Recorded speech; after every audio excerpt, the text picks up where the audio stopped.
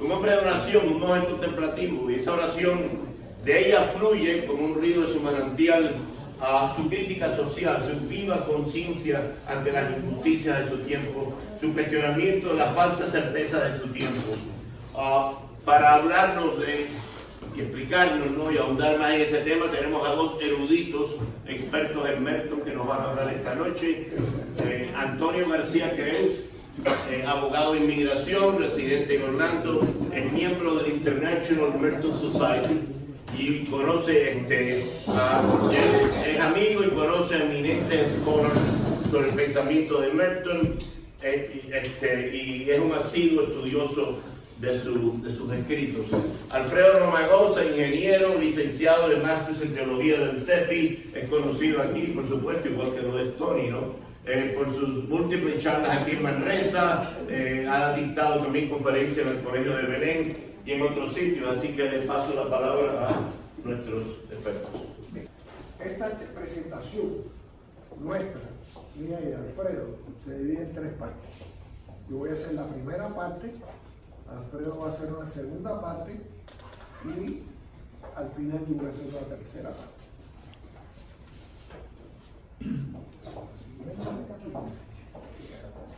Ok, este es el lugar de nacimiento de Merton.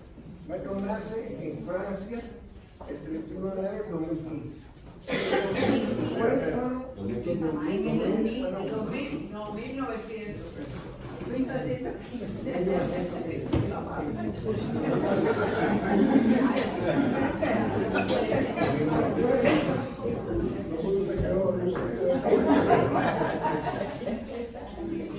La madre de Merton murió cuando tenía 6 años y el padre a los 15 años. O sea que Merton es un huérfano realmente joven.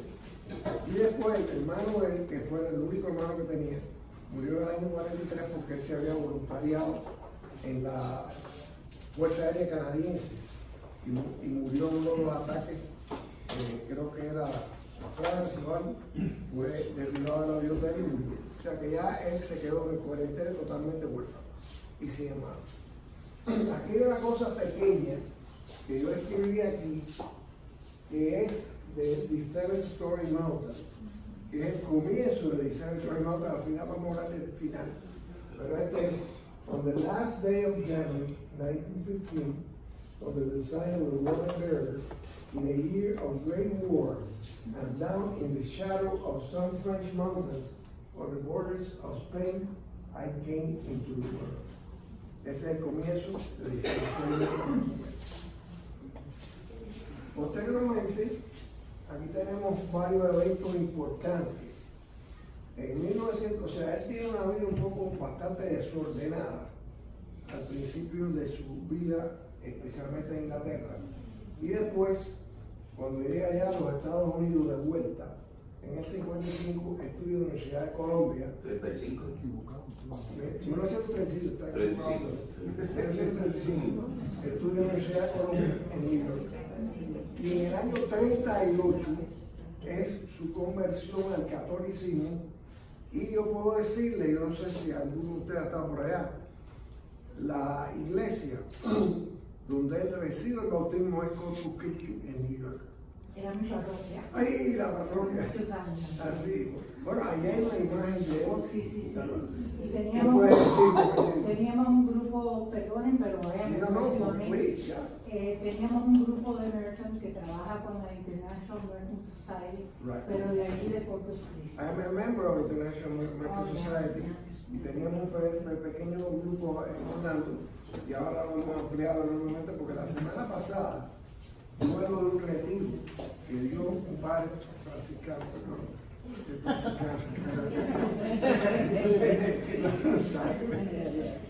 un padre franciscano que se llama Dan Moran, sobre este libro, The Franciscan Heart of Thomas Merton.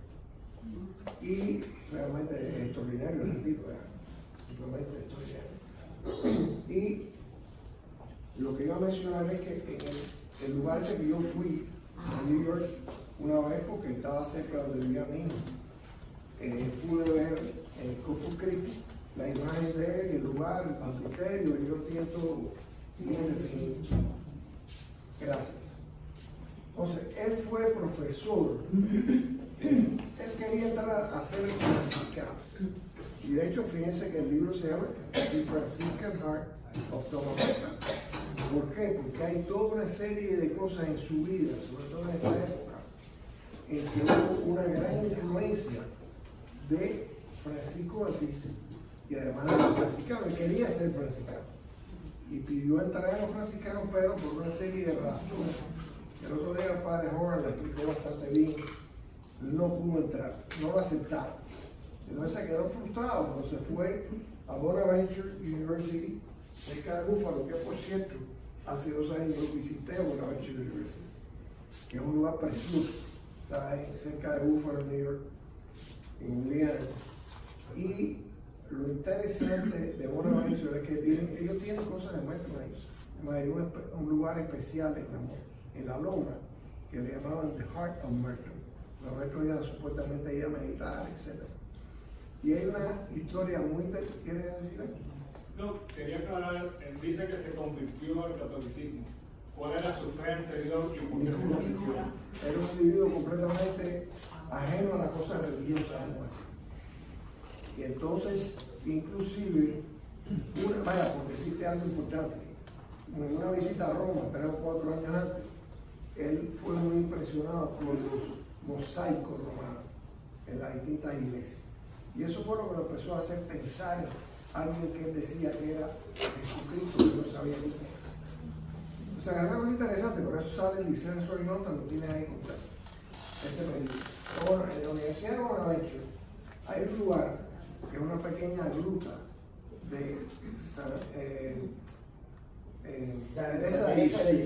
Teresa de Lisieux, en cual se supone, la historia va, que él estaba rezando ante Teresa de Lisieux y de pronto siente las campanas del monasterio de Getsemaní. Él había estado ese verano en Getsemaní, había estado en un retiro y entonces ahí pues las campanas suenan, etc. Cuando él sintió las campanas sonar en la oración, fue a ver al director de él, director espiritual, le dijo: mira, yo creo que Dios me está llamando para que me vaya para allá, para Getsemaní. Me dice: bueno, aquí no hay nada que me impida, vete. Y entonces se montó en el tren 2 días después, el día 10 de diciembre, que solamente el día que él murió, fue el día que él llegó a Getsemaní, en el año 1949. En el 48 publica Liceo de Sorinota, y en él, del 55 al 65, él se convierte, o lo nombran, director de los novicios del monasterio, y lo hace durante 10 años. O sea, miren la clase de responsabilidad que él tenía en el monasterio. 58, hay una experiencia personal que después se la voy a leer, porque tengo la otra parte, que él siente en Kentucky, cuando estaba en Fort Walton, que es una esquina, y hay una tarja de él allí, en todo lado, como si él hubiera estado separado del mundo, pero era parte del mundo. Ustedes van a ver la lectura casualmente de lo que él sintió en ese momento, porque él lo pone en uno de los libros de posteriores que se llama Confessions of a Guilty Bystander. Bien. 68. Visita a Polonnaruwa en Sri Lanka. Lo que pasó fue lo siguiente: durante años él había querido viajar, pero el abad no se lo había permitido. Por fin cambia el abad por uno que era discípulo de él. Y entonces el abad de ese nuevo le permite viajar. Y él hace un viaje larguísimo, va a Alaska, va a Nuevo México, a distintos lugares de Estados Unidos, y por fin va al Asia. En Asia desembarca en Calcuta. Hay un libro que está ahí, lo trae entre los míos, que se llama The Asian Journal, que es todo lo que él escribió en ese viaje hacia el Asia. Se publicó muchos años después de su muerte, porque él murió y lo que había hecho simplemente eran notas. Y en diciembre 10, o sea, él unos días antes había estado en Sri Lanka. Y después lo voy a hablar más de esto, porque lo tengo inclusive de lo que él sintió frente a él. Y en diciembre de muere Malcolm mientras participaba en una conferencia. Él acababa de dar una conferencia, y una conferencia violenta, sobre el marxismo y la espiritualidad monástica. Yo tengo la conferencia completa, está ahí también en The Asian Journal. Señor Muñiz, qué alegría me da verlo. Por favor, siéntese. Mi gran amigo de Eduardo. Bien.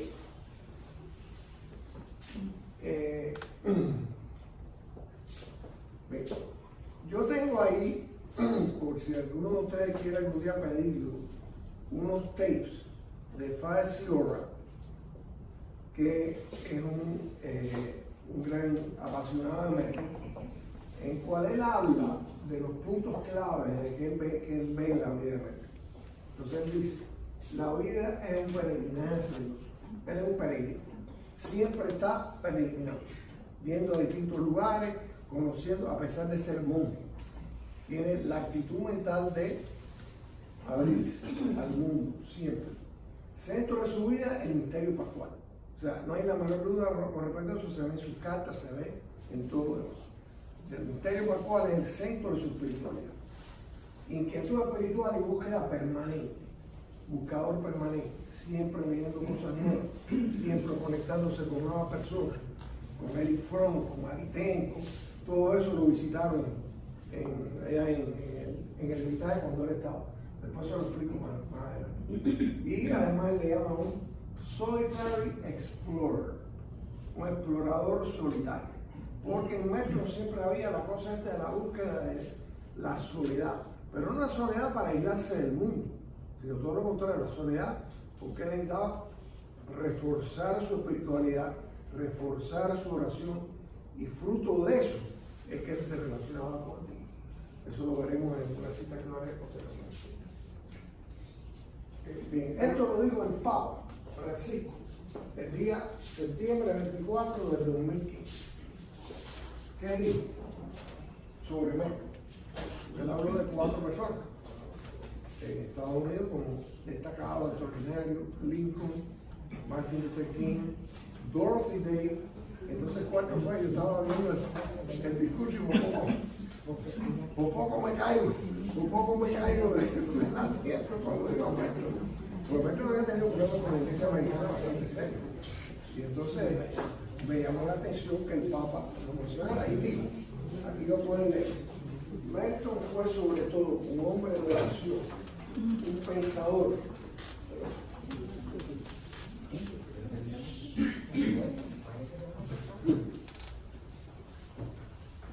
Merton fue sobre todo un hombre de oración, un pensador que cuestionó la certeza de su tiempo, abrió nuevos horizontes para las almas y para la iglesia. También fue un hombre de diálogo, un promotor de la paz entre los pueblos y la religión. Eso es lo que dijo el Papa Francisco el día 24 de septiembre de 2015 aquí ante el Congreso de la Estado Unidos. Bien, esto lo voy a decir en inglés porque no lo traduje, pero de todas maneras bastante corto. Hay otras partes que yo voy a mencionar. Antes de seguir aquí un momentito, respecto a su hubieron más investigaciones que hayan logrado aclarar un poquito la situación de la que murió, sobre todo la teoría de que fue asesinado por la CIA. Yo he leído bastante, esto es real. Es más, hay un libro reciente que se publicó con respecto a este tema.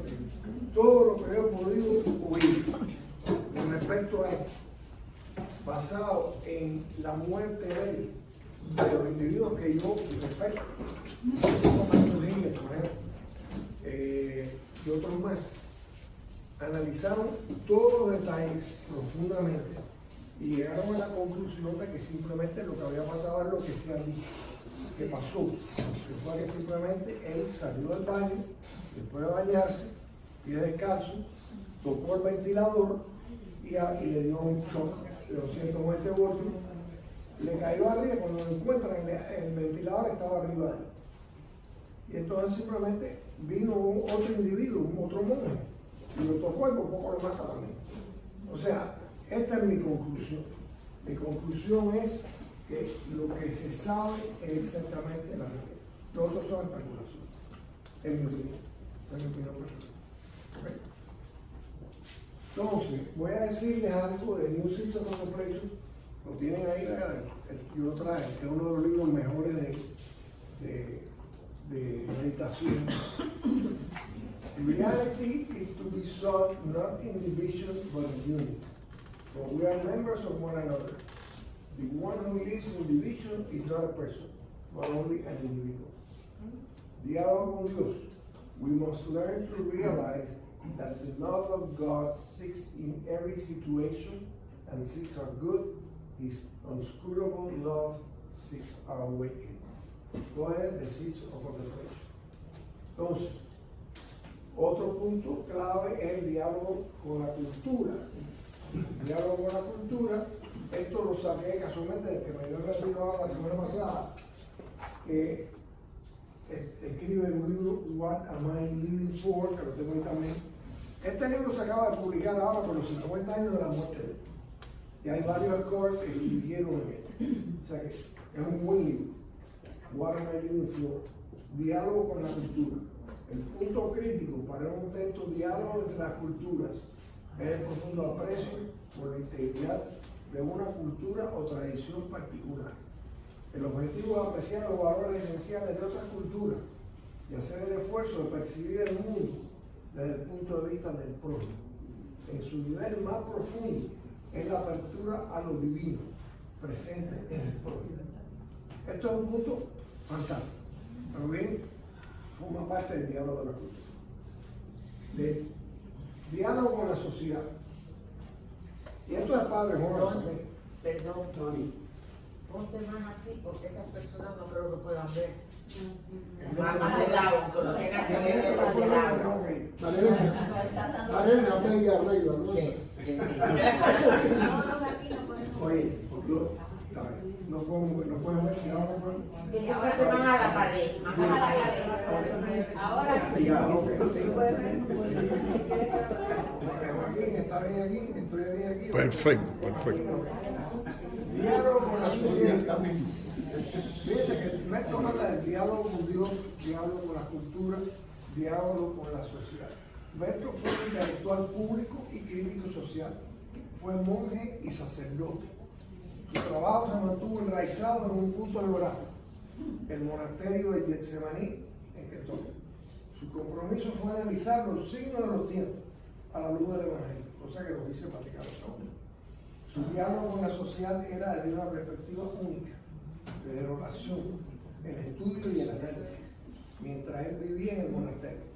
Sus escritos sobre la guerra y el racismo fueron y aún son proféticos y profundamente cristianos. El diálogo con las religiones es también de Horan y lo voy a leer en inglés porque así lo puse y no lo traduzco, porque es que si no pierde el efecto. I agree entirely that one must cling to one's tradition. Es decir, si uno no parte de su tradición, no puede haber diálogo. Si no, estamos inventando. Entonces dice eso, ¿no? To one's tradition and to its orthodoxy, at the risk of not understanding any tradition. Yo le puedo decir que todo lo que yo he leído de Metro, nunca he visto nada que yo pueda decir esto es herético, esto es absurdo. Nunca. O sea que él tiene un fundamento profundamente cristiano y basado en la Eucaristía, básicamente. One cannot supplement his own tradition with little borrowings here and there from other traditions. On the other hand, if one is genuinely living his own tradition, he's capable of seeing where other traditions say and attain the same thing, and where we are different. O sea, lo que es igual en las otras tradiciones y lo que es. Pero eso hay que tener una sensibilidad especial para hacerlo. No se puede hacer simplemente lo mismo, y más sin tener una base en la tradición propia. Esto es parte de un libro muy importante que se publicó, montones de cartas que se van en una obra. Bien. Diálogo con las religiones. Ese era el Dalai Lama. ¿Pero? Ese era el Dalai Lama que estaba. Sí, el Dalai Lama que está ahí, sí. Ahora después lo voy a explicar más porque esto es nada más que empezar. Diálogo con la religión. El maestro fue un promotor de la paz entre los pueblos y las religiones.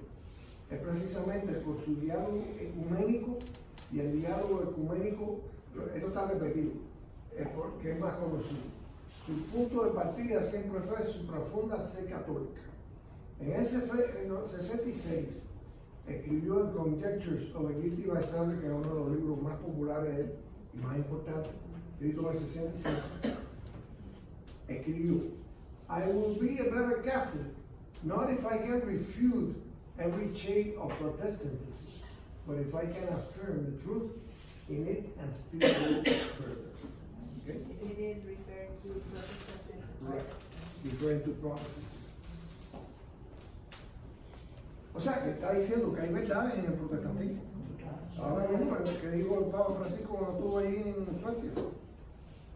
Decían los dones de otros. Y Creo que es Lutero. el Vaticano II. Los tres, y Lutero. los dos de las generaciones del Vaticano II. No, y Lutero, yo vi un pedazo que decía, bueno, Lutero nos dio un amor a la escritura, una de las cosas que él nos aporta. O sea, que está viendo las cosas buenas, no está entrando en un ataque, sino simplemente tratando de dialogar. Y para dialogar esto es lo que él dice. Diálogo con la religión. Al final de su vida se abrió hacia William Bangkok, que mencioné el 10 de diciembre del 68. No solo se limitó a las religiones cristianas, sino también estableció el diálogo con el budismo, el hinduismo, el judaísmo y el islam.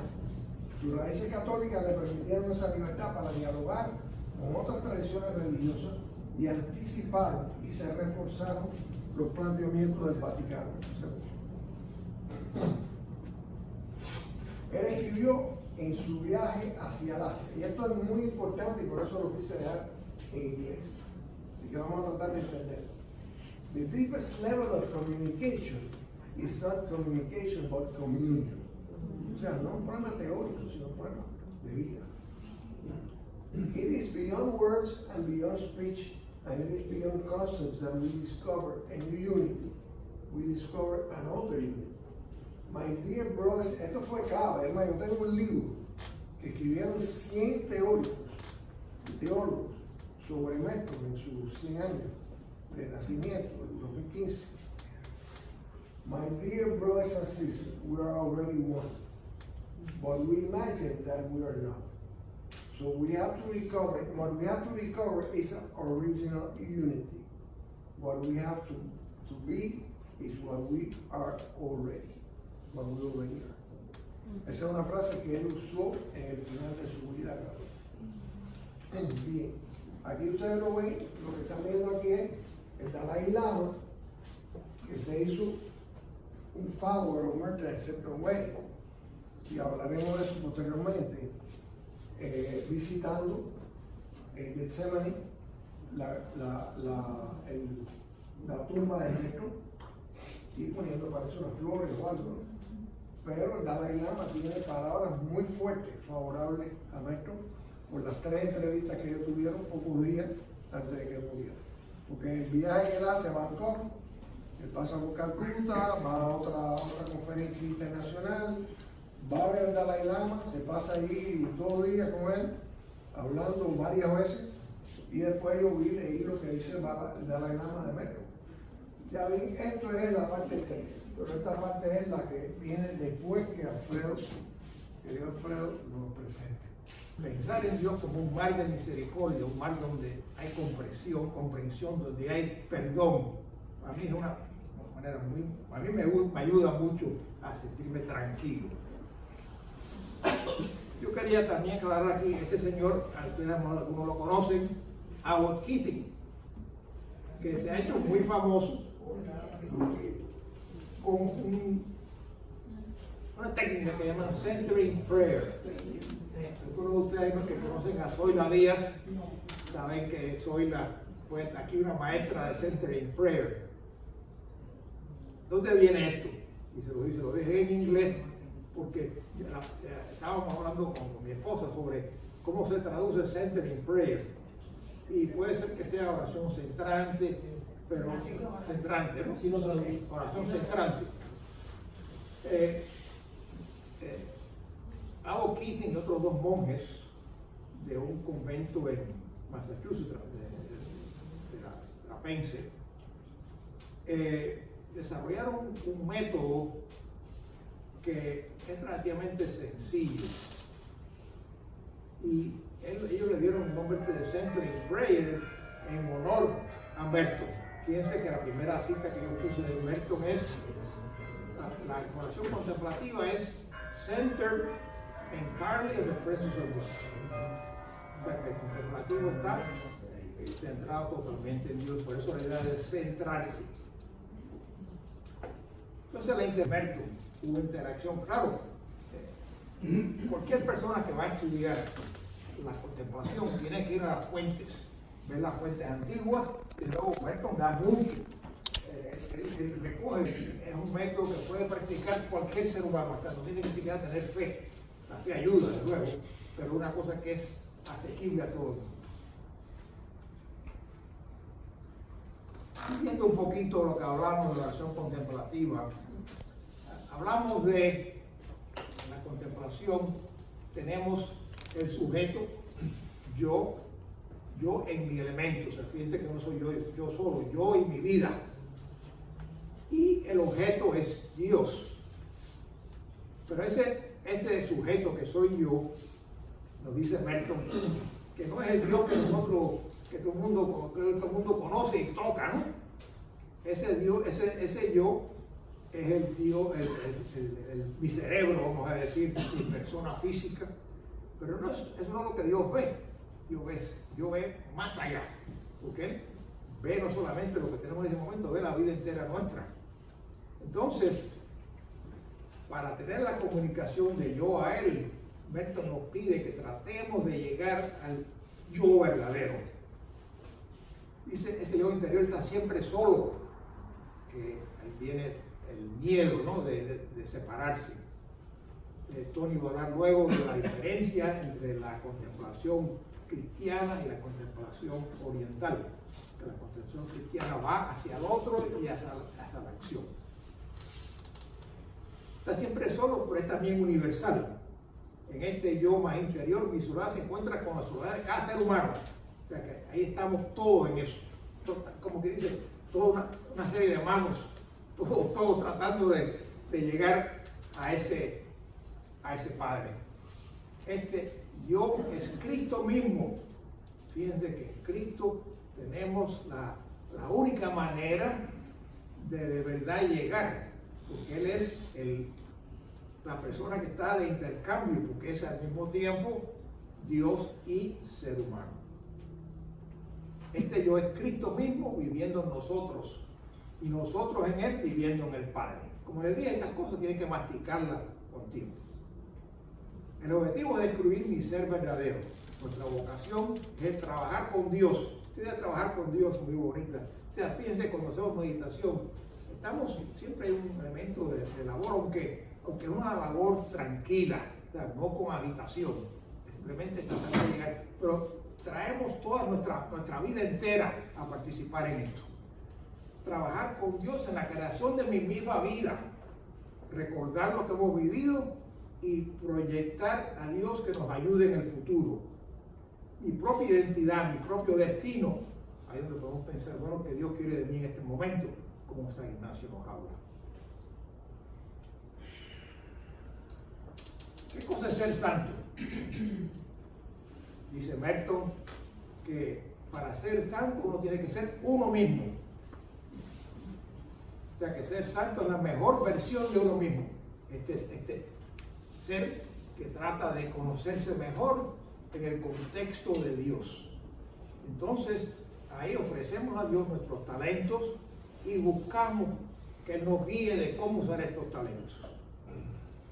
Y con esos talentos podemos, aquí donde entramos en lo que es único a nosotros. Esos talentos nos los dio Dios para hacer cosas que otro ser humano a lo mejor no lo haría de la misma manera. Entonces, nadie es indispensable, pero cada uno tiene su propio sabor. Aquí un comentador dice, yo creo que Merton, yo veo a Merton como una persona como todos nosotros. Si lo quieren llamar santo, luego hay proceso de eso. ¿Qué quiere decir esto? Él fue una persona que luchó por hacer la voluntad de Dios, reconociendo sus fallas. O sea, hay muchos santos que lucen muy bonitos de lejos. Merton está abierto por completo. Como dice aquí, sus pies de barro están ahí para que todos podamos ver. Él simplemente se abre para que todos conozcan sus limitaciones, sus debilidades. Y eso hasta cierto punto nos ayuda, porque nos hace ver que nosotros cuando fallamos, pues él falló también. O sea, no un ser de estos que nada más que está en el altar. Okay, el otro tema era el tema de los horizontes. Richard Rohr le gusta pensar en Merton como un profeta. Entonces ahora vamos a conectarlo con los profetas de Israel. ¿Qué hacían estos profetas? Venir a recordar, venir a empujar el envelope, como se dice en inglés, ¿no? Viven en los horizontes de la religión organizada. Por eso hubo conflictos y problemas, porque uno tiene que empujar un poquito. Porque tenemos la tendencia, y ese Papa habla mucho en sus encíclicas sobre esto, de no sentirnos totalmente cómodos, de seguir empujando, buscar algo más. Y esto es lo que Merton nos ayuda. Cuando uno en una religión se siente totalmente completo, o sea que ya no tengo por qué buscar más nada porque yo tengo toda la verdad, pues eso nos hace sentirnos un poco cerrados. Y él buscaba la verdad, como habló Tony, en otras religiones, en otros seres humanos, otros puntos de vista. Pero volviendo a lo que dijo él, cuando hay diálogo, no se puede hacer desde un punto de vista un poco confuso. Uno tiene que estar claro su punto de vista para poder compartirlo, porque si no acabamos, hacemos un diálogo con otra persona que tampoco está muy claro, lo que hacemos es confundirnos los dos. Pero cuando son dos personas, como por ejemplo Merton y el Dalai Lama, se enriquecen mutuamente, porque los dos tienen algo que compartir y que ofrecer. Al final de su vida, Merton fue criticado por no ser suficientemente católico. El mismo tipo de persona que critica al Papa hoy en día. Saber por sus diálogos, porque el que está hablando con muchos protestantes piensa que a lo mejor este es medio sospechoso. Es cierto que cada religión tiene su elemento exclusivo, o sea, no es que nosotros vamos a decir, bueno, la religión católica es igual que las otras, no es igual. Pero sin abandonar nuestra fe y nuestras tradiciones, uno puede aprender a respetar y a mirar las cosas buenas de otras religiones y tradiciones. Fíjense que Jesús vivió en un mundo muy complejo, donde había muchos elementos culturales. Los discípulos se escandalizaron cuando vio que estaba sentado conversando con una samaritana, que para los judíos eso era una herejía, porque ellos pensaban que los samaritanos se habían alejado de la fe verdadera. ¿Cuántas veces? A veces lo dicen, ¿cuál es la fe verdadera? ¿Cuál es el catolicismo único, verdadero? Ese tipo de actitud se cierra. Vean que el Papa nos dice que tenemos que estar abiertos. Y eso es lo que hacía Merton también. A veces nuestras certezas necesitan desafíos para no estar en una actitud cerrada, una actitud de sentirse mejor que nadie. Y eso es lo que nos pasa muchas veces. Muchas veces en los grupos de oración pasa eso. Y es un peligro grande para los monjes, por ejemplo, de sentirse, bueno, aquí nosotros estamos aquí, somos la gente fuerte, y la gente de afuera, allá ellos, ¿no? Es importante sentirse. Esta parte es una de las partes por la que vamos a decir, la mayor parte, y por la cual Merton es conocido. La parte contemplativa, la parte espiritual y su desarrollo es muy desconocido. Hay una situación especial que tiene lugar en el año 58. Dice que Merton entra en el monasterio de Cuarentino el 10 de diciembre. Y en el año 58, que son 17 años después, vaya, 17 años después, rezando todos los días, con los monjes ahí, vaya, en un proceso profundo, él se encuentra en una situación que le llaman la epifanía de Luis. Y de hecho, como ustedes ven, hay una tarja en Louisville. Si ustedes van a Louisville, en la calle 4 y Walnut, está la tarja. Porque eso fue algo que él experimentó ahí en Kentucky. Un día que salió del monasterio, fue al pueblo y tuvo esta epifanía, que por cierto quiero que Margarita me la lea en inglés. Lo tengo aquí. Esta Margarita para que la lea en inglés. Pero yo lo que quería insistir es que esto no pasó el día siguiente de estar en el monasterio, sino fueron 17 años. Y entonces él tiene esta epifanía que realmente lo abre al mundo. Y entonces él se da cuenta que todos los seres humanos estamos unidos. Y que no hay separación ninguna. Que la separación la tenemos nosotros en nuestra mente. Pero que en la realidad, todo, y ustedes van a ver, ahora vamos a ver lo bonito que es esa epifanía que tuvo. Y que lo hizo cambiar su actitud mental de estar simplemente dentro del monasterio rezando y escribiendo libros de espiritualidad, porque él escribió un montón de libros de espiritualidad anteriores. The Sign of Jonas, Thoughts in Solitude, The Sign of Story Mountain, todo eso lo escribió antes del 58. Es algo que yo quiero insistirle, porque él realmente en eso nos muestra una espiritualidad muy profunda. Vamos ahora, por favor, Margarita, coge lee lo que viene ahora. ¿Qué es esto? En el año 1958, después de 17 años en el monasterio, mientras visitaba Louisville, la capital de Kentucky, Merton experimentó una especie de epifanía espiritual que él describe en su libro Conjectures of a Guilty Bystander, publicado en 1965. Entonces lee lo que él dice. Pero,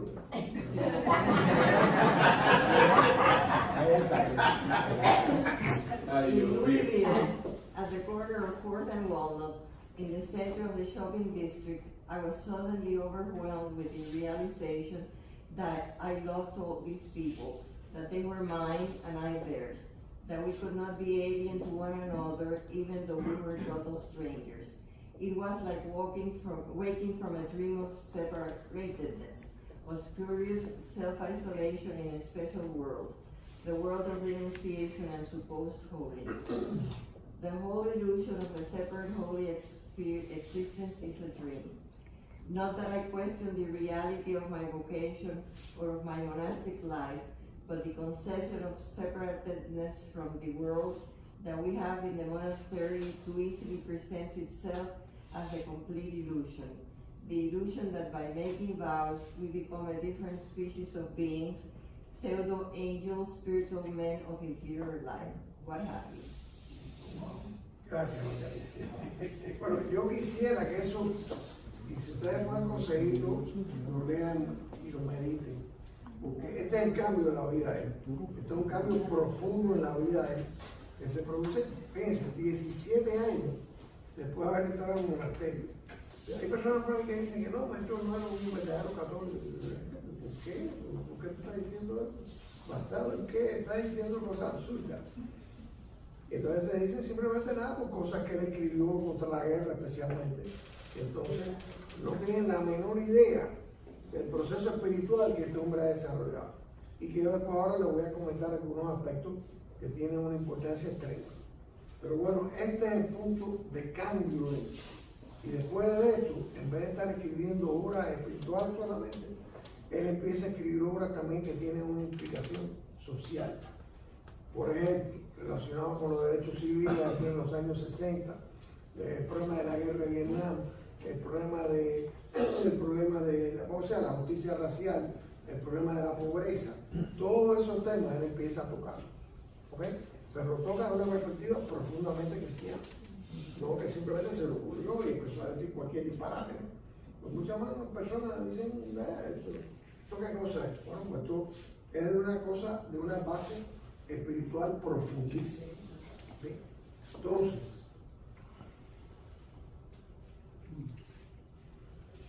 aquí yo les pongo una cita. Muy rápido. apretado. Ah, que lo de apretado.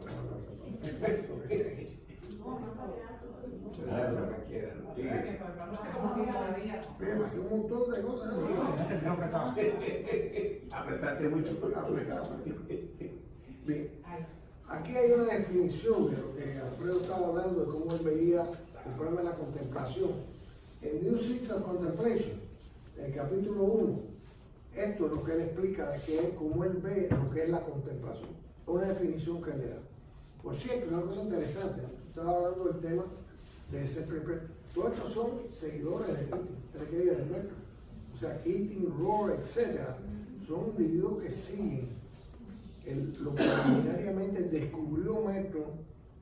Hay un librito buenísimo sobre los monjes del desierto que él escribió, hablando de lo que era la espiritualidad del desierto en los primeros siglos de la iglesia cristiana, ¿sí? Anthony O'Higgins, todos esos elementos que realmente nosotros ni conocíamos. Esto yo lo he venido a ver mucho después de mi vida. Pero el punto clave es que él no tenía técnica, decía siempre, por ejemplo, Keating tiene una técnica, ¿ok? Pero Merton no tenía una técnica específica. Todo el centro de Imperial lo creó Keating. Pero Merton decía más bien que cada cual tenía que buscar su camino propio, ¿ok? Pero lo que es interesante es esta definición. Mariana, ¿tú puedes leer la definición? Sí. Contemplation is the highest expression of man's intellectual and spiritual life. It is life itself, fully awake, fully active, and fully aware that it is alive. It is spiritual wonder. It is spontaneous awe at the sacredness of life, of being. It is gratitude of life, for awareness and for being. It is a vivid realization of the fact that life and being in us proceeds from an invisible, transcendent, and infinitely abundant source. Contemplation is above awareness of the reality of that source. It knows the source obscurely, inexplicably, but with a certitude that goes both beyond reason and beyond simple faith. Contemplation is also the response to a call from Him who has no voice and yet speaks in everything that is, and in the depths of our being, for we ourselves are words of His. Amen. Ahora les voy a poner una imagen en la cual él dice, o sea, lo estoy diciendo en español, pero después viene la cita de él. ¿Cuál es la relación entre la contemplación y la acción? Y esto está tomado en un libro que se publicó después de su muerte, que ahí está, Action and Contemplation. Es uno de los libros más famosos, vaya, que hoy en día se vende, pero eso no se publicó en la época de la vida de él todavía.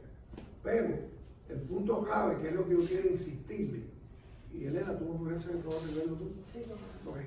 Ahora vamos a ponerlo, que es cuál es la relación entre contemplación y acción. Y eso me ha servido a mí para meditar profundamente en mi vida. Porque no, uno dice, bueno, voy a actuar, voy a cambiar el mundo, pero bueno, ¿por qué? ¿Y cómo es esto? ¿Cuál es la relación entre contemplación y acción? Simply this. He who attempts to act and do things for others or for the world without deepening his own self-understanding, freedom, integrity, and capability to love will not have anything to give others. He will communicate to them nothing but the contagion of his own obsessions, his aggressiveness, his ego-centered ambitions, his delusions about ends and means, his doctrinaire prejudices and ideas. Es tomado de Contemplation in a World of Action. Bien, como ustedes se dan cuenta, él nos está diciendo que la acción es una gran responsabilidad. queremos cambiar al mundo, pero primero tenemos que cambiarnos a nosotros mismos. Ese es el fondo del sistema. Y creo que esto es una cosa que es para meditar profundamente, para todos nosotros, y empezando con mí. Para nosotros la contemplación comienza con la conciencia que tenemos que pedir perdón a Dios y la certeza de que somos perdonados. La acción surge de la oración profunda para poder ser eficaz. Es algo para meditar también. Para Metro, de los años 60, la contemplación tenía mucho que ver con los problemas sociales que preocupaban a Estados Unidos y al mundo. En una carta que le escribió a Dan Berrigan, el jesuita, en junio 25 de 63, él escribió: What is the contemplative life if one does not listen to God in it? What is the contemplative life if one becomes oblivious to the rights of man and the truths of God in the world and in His church? O sea, estamos contemplando, pero no estamos viendo lo que está pasando alrededor nuestro. Es el punto contrario. O sea, estamos aislados completamente del mundo y de la realidad. Entonces, esto es muy importante y muy interesante. Otra de las personas mencionadas por el Papa Francisco fue Dorothy Day. Dorothy Day fue la que hizo The Catholic Worker. Dorothy Day en estos momentos tiene un proceso de santificación, de canonization. Metro no lo tiene, tiene mejor nombre. Proceso de canonización. Y Dorothy Day fue una activista aquí con los trabajadores extraordinarios. ¿Ven? Pero Metro estuvo muy relacionado con ella, sobre todo por correspondencia, etc.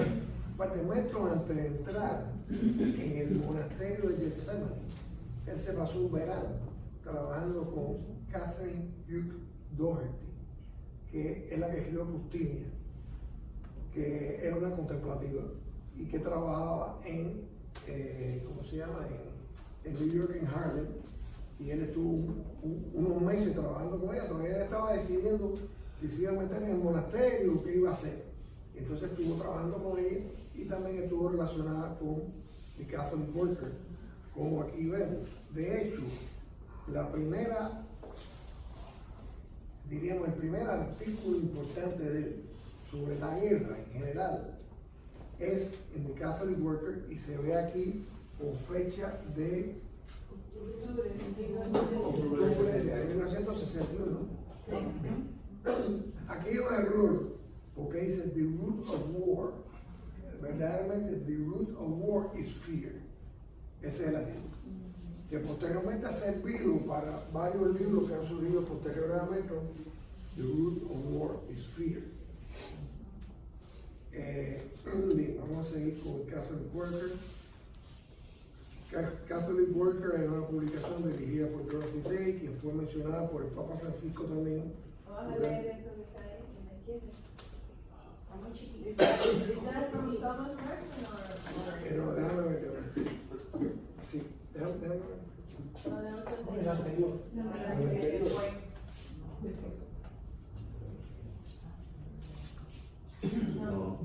es el siguiente. Este es una cita muy importante que yo quise sacarla específicamente y la puse en todo el Sí, cómo no. por favor.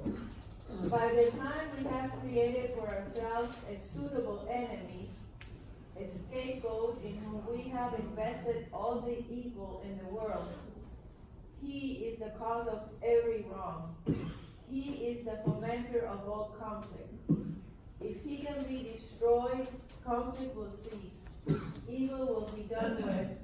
There will be no more war. ¿Alguno de ustedes ha leído el libro de René Girard? René Girard. Scapegoats. El Scapegoat.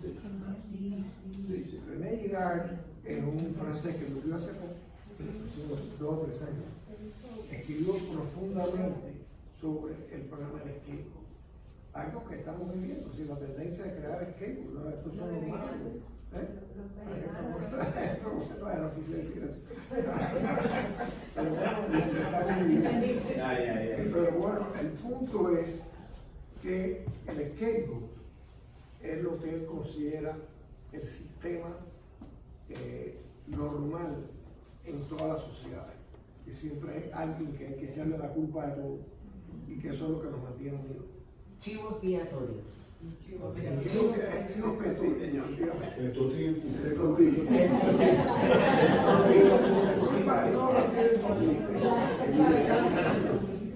punto es que Girard, que es la que yo la podía estar hablando, de hecho escribí unos artículos de eso. Girard considera que el que rompe el sistema es Cristo. Cristo es el que rompe el sistema. ¿Por qué? Porque Cristo es el skateboard. Este es culpable de todo, vamos a matarlo. Entonces, él está en la cruz. Dice, perdónanos porque no saben lo que hacen.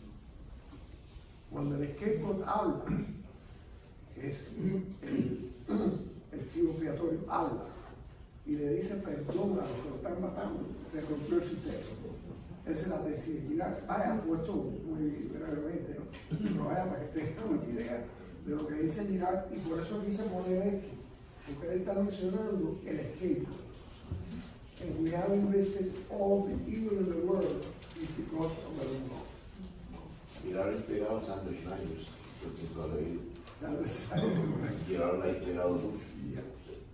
No, es un pensador muy importante realmente, aunque es poco conocido. Pero yo tuve la suerte de conocer a algunos pensadores relacionados con él. ¿Mencionan como así? Ok, seguimos. Aquí está Dorothy Day, aparece ahí. Que yo lo menciono, vaya, había explicado ya el asunto de eso. Bueno, es que realmente lo que dice es que fue mencionado por el Papa Francisco en la locución. Él menciona 4, ya lo dijimos. Y Dorothy Day en la anterior parte. Entonces, bueno, Merton simpatizó y respaldó la lucha de Martin Luther King por los derechos civiles. En su carta a un liberal blanco, publicada en 1964, después que el Congreso pasó la Ley de Derechos Civiles, Merton se expresaba así. Please.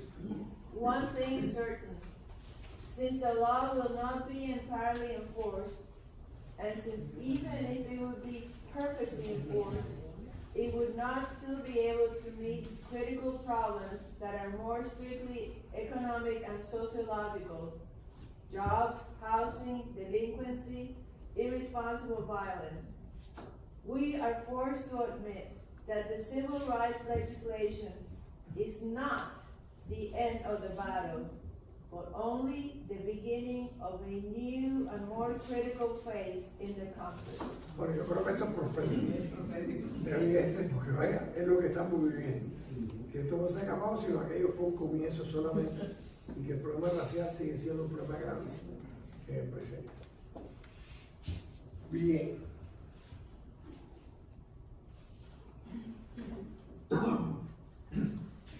La apertura de las religiones en el lejano oriente. Fíjense que él, después de la experiencia esta de Fort Warner, empieza a escribir realmente muy seriamente sobre toda una serie de conflictos sociales. Entonces, uno de los puntos es el diálogo interreligioso. ¿Bien? No como conflicto social, sino simplemente como experiencia espiritual y relación constante con todas las religiones.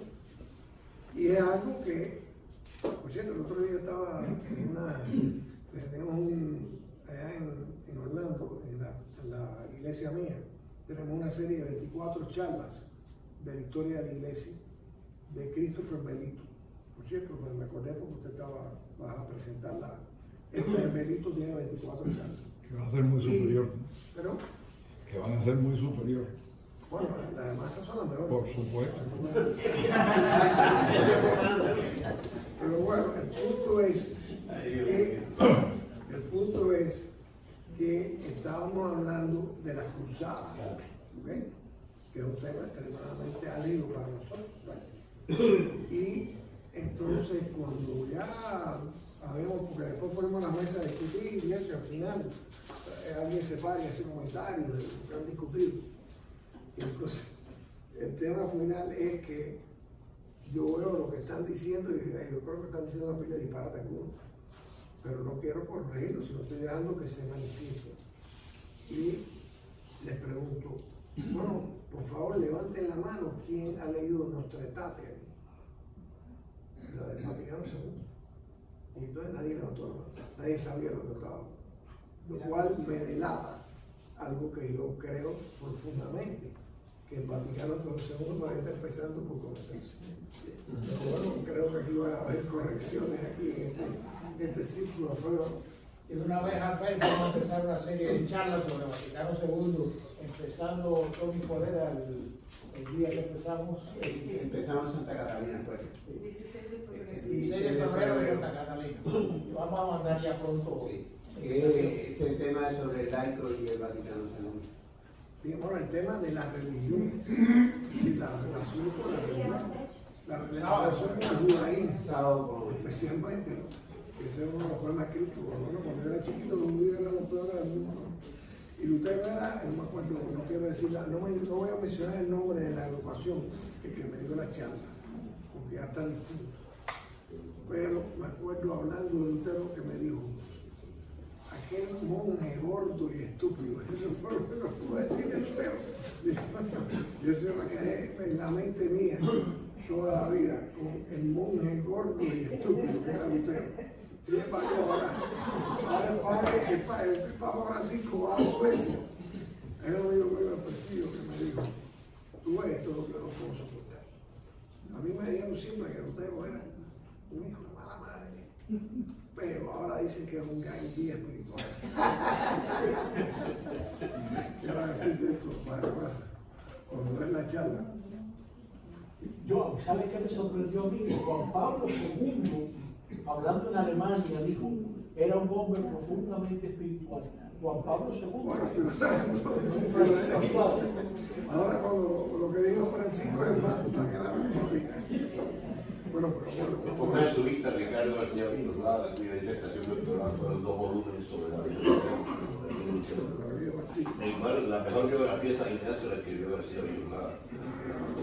a pesar de que en la agrupación, para tirar por la borda la clase de la agrupación, no jugaron, muchas fueron muy buenas, pero esta fue desastrosa. Era aquel monje gordo y estúpido, no podía hacer nada.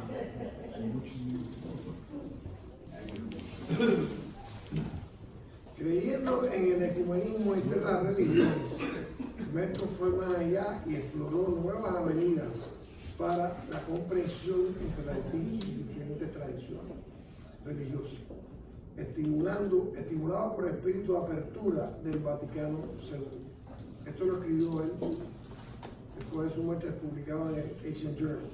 En 1968 obtuvo permiso del abad para asistir a una conferencia en Bangkok, Tailandia, porque eso lo expliqué al principio, organizada por un grupo benedictino para ayudar a la implementación de la renovación monástica. Fue una cosa increíble, porque él el final es, la historia es, él va a Calcuta, después va a una reunión de católicos y monjes y de todo el mundo, etc. Y posteriormente va a ver al Dalai Lama, y pasa como 3 días hablando con el Dalai Lama. Hay que ver lo que dice el Dalai Lama de Recto. Yo no se lo puedo decir ahora, pero es increíble. El Dalai Lama me hizo una impresión maestro extraordinaria. Bueno, fíjense, está ahí en Getsemaní poniendo las flores. Entonces, posteriormente, él arranca y va a Ceilán, y ahí tiene una experiencia mística similar a la de Force and Wall, que yo se la puse por escrito, ahora la vamos a leer después. Y entonces él va allí a la conferencia que tuvo lugar el 10 de diciembre, el día que muere, y él da una conferencia sobre el marxismo y el espíritu benedictino, etcétera, los monasterios. Por cierto, la conferencia vale la pena leerla, me toca mucho a un individuo que en ese momento era clave aquí entre los estudiantes, las acciones estudiantiles, etcétera, en el mundo entero, que era Marcuse. que había escrito El hombre unidimensional. Y él lo menciona específicamente, está hablando de Marx, está hablando de Garodí, que se había ido del Partido Comunista cuando la invasión de Checoslovaquia. Muy interesante, o sea, lo que él analiza se ve que tiene un dominio extraordinario de lo que está diciendo. Esa es la charla que está. Y al final, pues dice que en este momento ahí desafío y me fue y se fue. Y de hecho se murió después. Pero bueno, el punto es que está yendo ahí para la renovación monástica. Y entonces, además había aceptado anteriormente otra invitación para presentadores en una conferencia organizada por el Templo para la Comprensión Mutua en Calcuta, India. Varios otros monasterios también lo invitaron a conferencias, pero Merton, en su peregrinaje al Asia, hizo un esfuerzo para profundizar su compromiso religioso y monástico. En su comentario a los monjes de Calcuta expresó lo siguiente: hablo como un monje de Occidente que está preocupado principalmente por su propia llamada a una vida monástica. Vengo como un peregrino ansioso, no solo como un académico buscando información, sino para beber de las fuentes antiguas y de la visión monástica y su experiencia. O sea, esto refleja un hombre abierto, ¿no? Viene dispuesto a dialogar y viene dispuesto a oír. En Ceilán, este es el punto que quería mencionar, visitó un lugar llamado Polomarumba. Ahí aparece el Buda, frente al cual él tiene una epifanía espiritual profunda.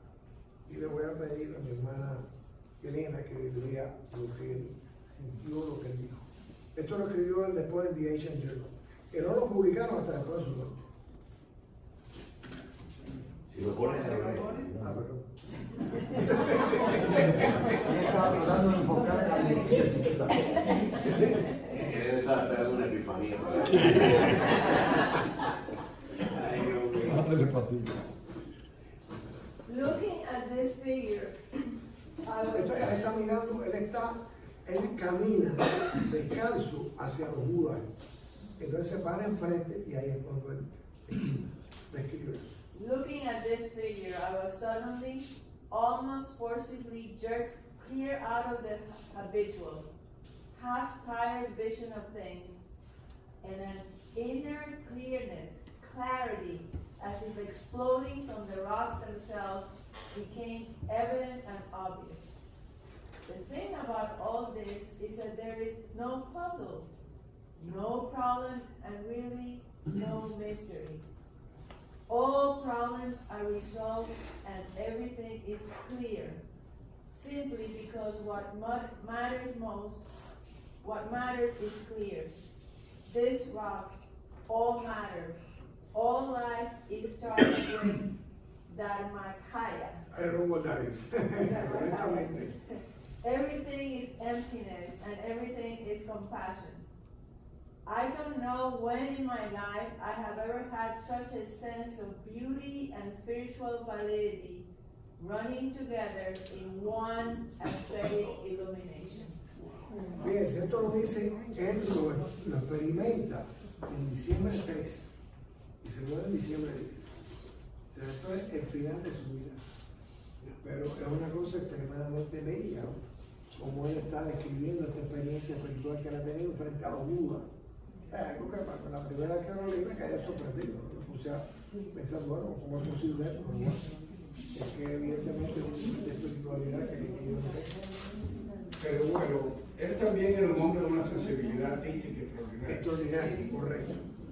Yo creo que eso refleja mucho. Sí, no, fíjate, los padres eran artistas. Correcto. Eso no lo mencioné al principio, pero es parte de la historia de él.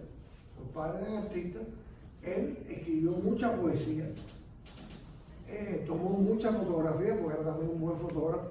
O sea, todo eso forma parte del background de él. Y esa sensibilidad artística se hereda, no se aprende, ¿no? Correcto, evidentemente. Yo personalmente nunca tuve, mi padre era comerciante, mi madre otra cosa, pero vaya, no la tuve en mi casa. Yo creo que eso evidentemente cuando tú eres chiquito te capta completamente, ¿no? Bien, estamos llegando al final de nuestro, pero bueno, estoy llegando al final, que es un principio, porque vaya, este escribió 60 libros y tiene como 300 artículos publicados, no sé cuántas cosas, más los diarios de él, que son volúmenes. Porque esto es parte de los diarios. Las cartas. The Asian Journal, ahí sale The Asian Journal, que ese libro está ahí, lo pueden ver.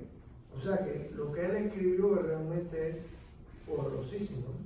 Y simplemente esto es vaya, nosotros hemos querido Alfredo y yo hemos querido darle nada más que un pequeño sabor de lo que es Malcolm, realmente hizo lo que él hizo. Bien, yo quisiera terminar.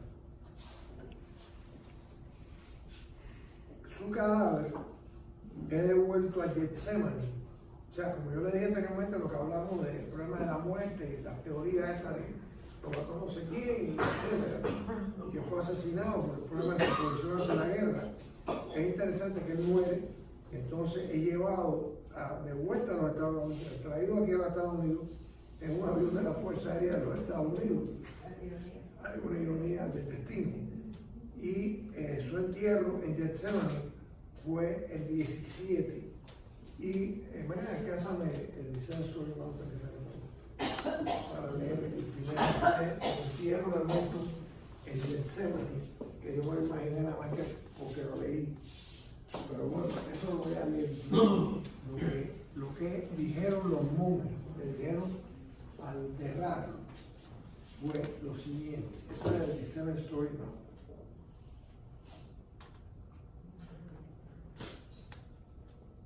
Este es el final de Seven Story Mountain, que se lo dijeron los monjes ahí en Getsemaní. Dice: But you shall taste the true solitude of my anguish and my poverty, and I shall lead you into the high places of my joy, and you shall die in me and find all things in my mercy, which has created you for this end and brought you from Prague to Bermuda, to San Antonio, in Auckland, to London, to Cambridge, to Rome, to New York, to Columbia, and Corpus Christi, San Bonaventure, to the Cistercian Abbey of the poor man who labored in Gethsemane, that you may become the brother of God and learn to know the Christ of the burned man. Amen. Este es el final de Seven Story Mountain, que es lo que le leyeron ese día los monjes allí en Getsemaní, donde lo enterraron. Dígame. Al final, Roberto me añade a eso: finis libri, non finis coerenti. El final del libro, pero no el final de la búsqueda. Bueno, la búsqueda siguió toda su vida. Así como termina el Seven Story Mountain. El punto es, ahí tenemos a Malcolm, que para mí es algo fascinante y que además yo creo que me atrajo mucho porque, aparte de lo que Joaquín dijo al principio, de que él lo leyó en el bachillerato, yo no leí nada. Hermano, no me había interesado verlo en aquel momento, pero bueno. Hasta en Sagua se vendían los libros de la En la bodega de tu padre. El punto es que realmente cuando yo empecé a leerlo, me tocó ver parte de lo que yo no había visto aquí, porque yo llegué aquí en el año 79. O sea, entonces yo estaba preso. Pero entonces él toca toda esa experiencia que vivió en todos esos años. Y eso, pues, evidentemente,